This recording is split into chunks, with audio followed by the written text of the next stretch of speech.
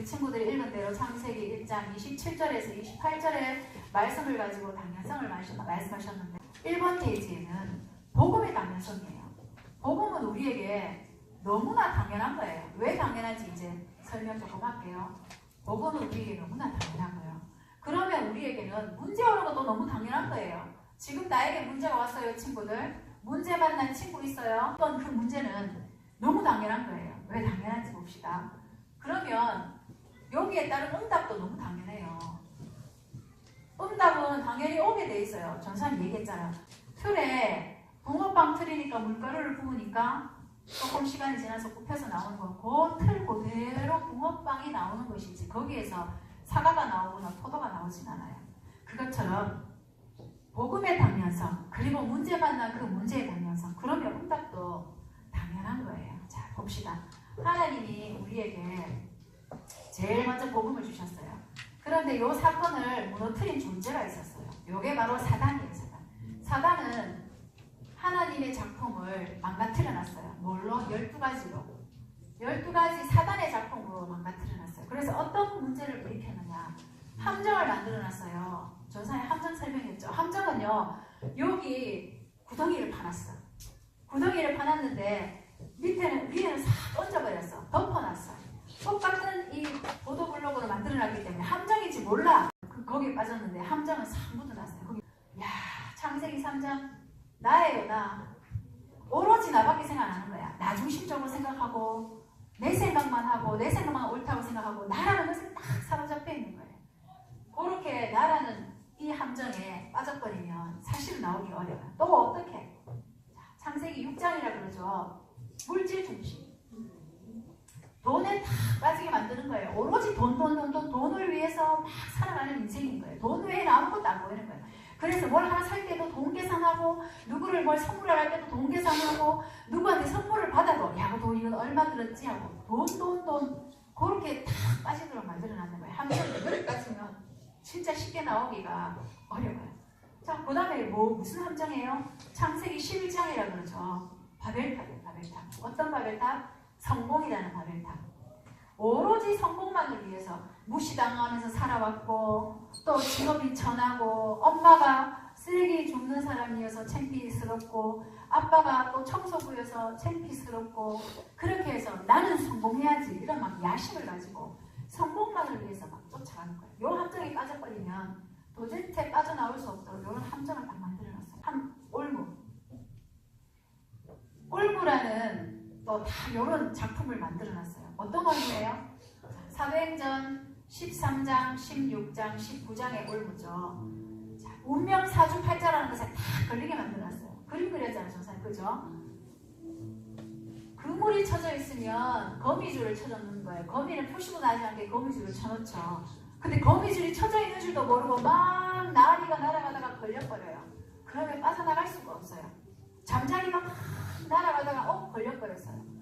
그러면 꼼짝도 안 하고 이대로 걸려버릴 수밖에 없는데 꼼짝도 못하게. 여기 운명사주팔자예요. 점을 봐야 되고, 그리고 구슬해야 되고, 그렇게 점쟁이를 찾아가야 되고, 왜 이렇게 일이 안 통이나 그러고 점쟁이를 찾아가야 되고, 이사를 어디로 가야 되나, 서쪽으로 가야 되나, 동쪽으로 가야 되나, 북부로 가야 되나, 저기 오천으로 가야 되나, 장성에 있어야 되나, 이런 것도 점쟁이를 찾아가면서 물어보는 거예요. 그렇게 안 하면 안 되도록 운명 사주 팔자라는 거야. 나는 몇월 몇시 2000년 6월 2일 태어났으니까 2000년 6월 2일 9시에 태어났으니까 나의 운명은 뭐고, 그런 사주 팔자를 다 보고 만들고, 나 이렇게 살아야 돼. 나는 의사가 좋대. 내 직업에는.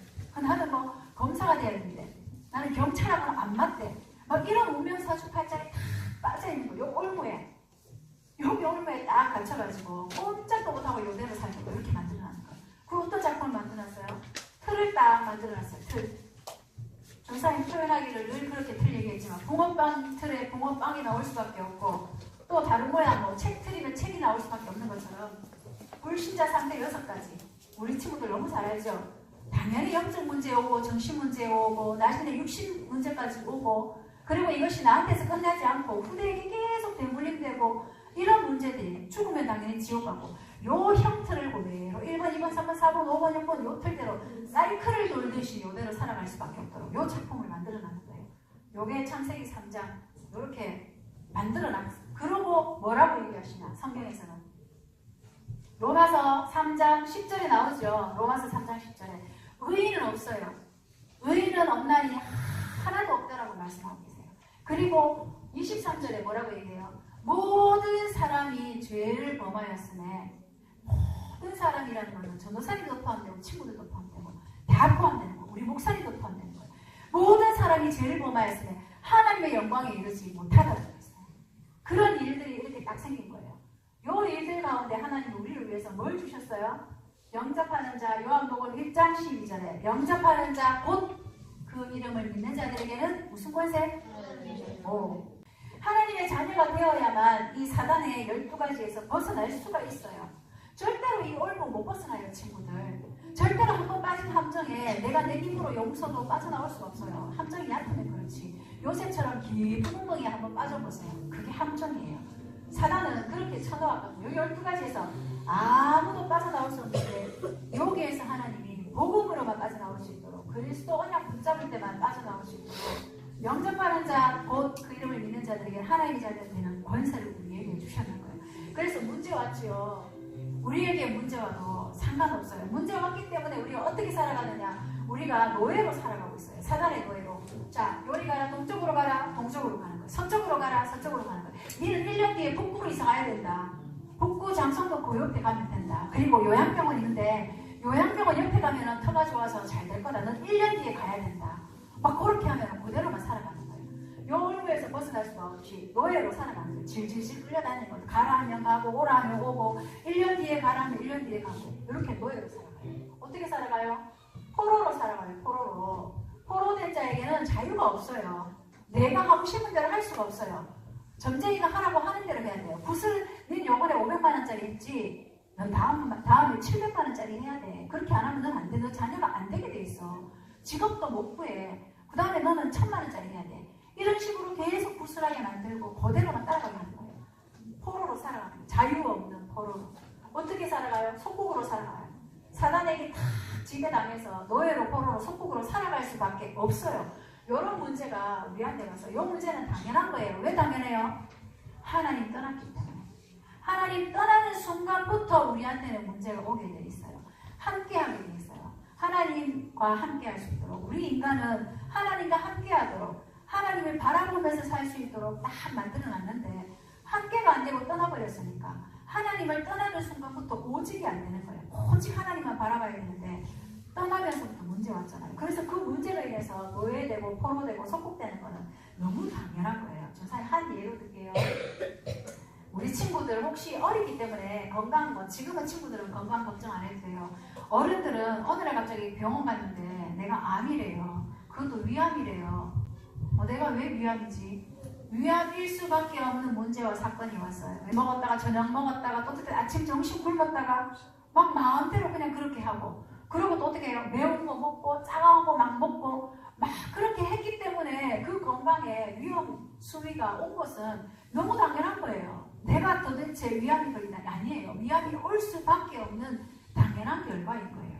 그리고 우리 친구들 학업 얘기할게요. 이제 친구들에게 학업이 관계가 됐으니까 내가 시험을 쳤는데 영어가 30점 나왔어.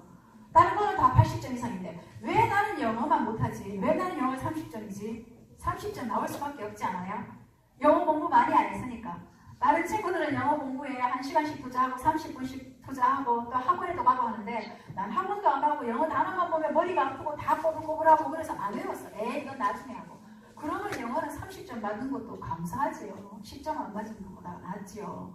그러니까 그 결과는 너무 당연한 거예요. 학업도. 근데 열심히 하면 되잖아요.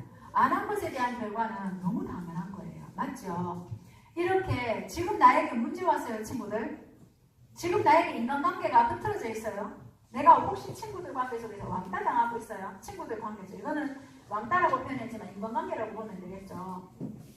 근데 왕따 당하는 거는 내가 지금 친구들 관계가 어긋날 수밖에 없도록 내가 내 것만 챙기고 양보하지 않고 배려하지 않은, 그리고 용서해주지 않고 품어주지 않은 당연한 결과예요. 당연한 결과. 자, 그럼 우리가 여기서 그래 문제 당연하다. 아니 뭐 그냥 나는 이래 살다 말지 이러면 안 되고, 여기에서 우리 친구들이 발견해야 되는 것이 있어요. 자, 지금 지금 와 있는 것에 대해서 많겠죠. 전산 건강도 얘기했고 학업도 얘기했고 인간관계도 얘기했고 또 어른들에게 경제도 포함될 수 있어요. 모든 문제, 지금 내한테 와 있는 문제를 보세요. 이런 지금 와 있는 이것, 지금 내게 와 있는 이것에 대한 의미를 회복하세요. 친구들. 말 어려워요? 의미 회복하세요. 이 문제가 왔다면 이 문제에 대한 지금 와 있는 것에 대해서는 의미를 회복하세요. 나에게 왜 이런 문제가 왔는가? 그러면 학업에 내가 30점 나왔으면 어떻게 해야 돼요? 아이고 내가 이제 영어에 열심히 좀 해야 되겠구나 하면 되겠지요. 의미를 회복하세요. 인간관계 내가 왕따 당했어요. 내가 미움받고 내가 오해받았어요. 내가 왜 이렇게 됐지? 한번 질문하면서 내가 회복해야 되겠다. 내가 좀 양보해야 되겠다. 내가 좀 이기심을 버려야 되겠다. 회복하세요. 지금 와 있는 문제를 가지고 진짜 그 속에 숨어있는 하나님의 계획을 찾고 그 의미를 회복하세요. 그게 하나님의 계획을 회복하는 거예요. 지금 내가 건강이 안 좋아요, 친구들. 어른들에게 포함되는 거겠지. 내가 무슨 병에 걸렸어요. 내가 왜 이 병이 왔는가 생각하면서 내가 좀 이렇게 조심해야 되겠다. 음식도 조심하고 호흡도 하고 건강 운동도 좀 하고 내가 회복해야 되겠다. 하나님 지금 이 문제 내한테 주신 거는 회복하라고 주신 하나님의 중요한 계획이 있구나. 감사하다. 그렇게 받아들이면서 의미를 회복하세요. 지금 건강도 뭐 경제도 자녀 문제도 그리고 내 인간관계도 모든 것을 그 속에 문제를 보지 말고요. 그거를 의미를 회복하면 어떤 문제가 어떻게 오느냐? 응답이 와요, 친구들. 당연히 참기름 뚜껑 열면 참기름 냄새 나는 것처럼 응답은 오게 돼 있어요. 이 문제를 가지고 포기하지 말고 실망하지 말고 난 이래 살다 말지 하고 사단에게 속지 말고 신앙생활은 전사님 얘기했죠. 속지만 않아도 잘하는 것이다. 그리고 포도나무 대신 예수 그리스도한테 붙어만 있어도 잘하는 것이다. 그리고 세 번째, 불신앙만 하지 않아도 신앙생활 정말 잘하는 것이다. 신앙생활 잘하는 것에 세 가지 얘기했었죠. 그거 기억하고 요 문제에 속지 말고 요 문제 속에 있는 의미를 회복하세요. 알겠죠? 그러면 어떤 응답이 옵니까? 우리 랩런트 7명이 받았던 응답들이에요. 사실은 영적 서밋에 당연히 서게 돼 있어요. 그러면 당연히 기능 서밋은 따라오지요. 다윗같이. 그리고 영적 서밋과 기능 서밋에서 나오는 세상을 정복하는 문화 서밋이 나와요. 세상은요 문화로만 정복이 돼요. 사실은. 그래서 영적 서밋, 기능 서밋, 문화 서밋의 자리에 당연히 가게 돼 있어요. 이거는 당연한 응답이에요. 응답의 당연성. 그래서 이런 응답 그리고 이렇게 한 우리 랩런트 7명들은 또 중요한 거 한 가지 가지고 있었어요. 그래서 문제 와도 괜찮다. 그래서 내게 사건 터져도 괜찮다. 공부 못해도 괜찮고 왕따 돼도 괜찮고 건강 잃어도 괜찮다. 다시 찾으면 되지. 내한테 당연한 결과구나. 내가 그래 살았으니까. 불신앙하는 것이 아니라 의미만 찾으면 돼요. 의미 회복. 그렇게 해서 복음 하나로 충분하다. 복음 하나로 충분하고 완전하고 모든 것이라는 여기에 답을 다 냈어요. 이런 응답들이 오게 돼 있어요. 모든 것이다. 이 응답은 의미만 회복한다면 당연히 오게 돼 있어요, 친구들. 그래서 3번을 중요하게 생각하지 마세요. 3번은 당연히 따라오게 되는 거고 뭐가 중요하냐. 특히 복음은 우리한테 주셨는데요. 우리가 어디서 넘어지냐 하면은 복음은 다 주셨어요. 그리스도 다 있어요, 우리 친구들한테. 다락방에 있는 360만 우리 36만 다락방 성도들은요 그리스도 다 알아요. 왕 선지자 제사장 우리 꼬마아이들도 달달달 외워놓고 다 알아요. 근데 어디서 무너지느냐? 이 문제 앞에서 무너져요. 문제 앞에서 속아요. 신앙생활은 딱 세 가지예요. 속지만 않아도 신앙생활 잘한다. 두 번째, 포도나무 대신 포도나무 대신 예수 그리스도 앞에 우리가 가지로 붙어만 있으면 된다. 뭘 하려고 안 해도 돼요. 열심히 종교 열심으로 막 하지 마세요. 그냥 가만히만 있으면 돼요. 복음의 흐름 속에 붙어만 있으면 돼요. 붙어만 있으면 된다. 그리고 세 번째는 불신앙만 안 해도 된다. 이게 신앙생활 잘하는 거예요. 아주 단순한 원리예요. 여기 문제 왔을 때 잘하면 돼요.